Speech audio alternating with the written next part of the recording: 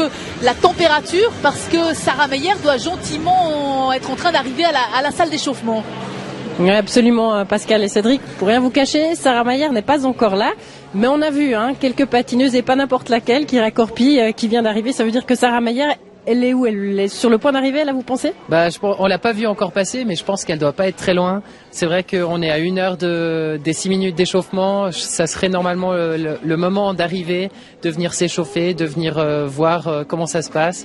Et on sait très bien que la journée du programme libre, c'est une longue journée, beaucoup d'attentes. La journée a commencé aussi très tôt avec les entraînements. Il y a eu un entraînement ce matin.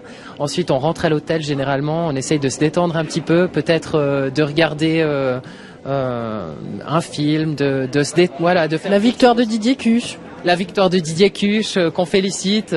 Ça peut motiver, c'est vrai.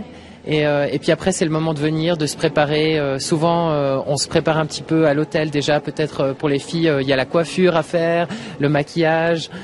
Donc tout ça, ça se fait dans le calme, dans la chambre d'hôtel. Et puis après, gentiment, on prend le bus, on vient à la patinoire, on commence à s'échauffer, on vient poser ses affaires dans le vestiaire. Donc on aimerait bien qu'elle arrive pour savoir un peu comment elle se sent aujourd'hui, mais j'ai pas de doute qu'elle va tout donner. C'est sa dernière compète, c'est son dernier programme libre, et on lui souhaite vraiment que ça se passe pour le mieux.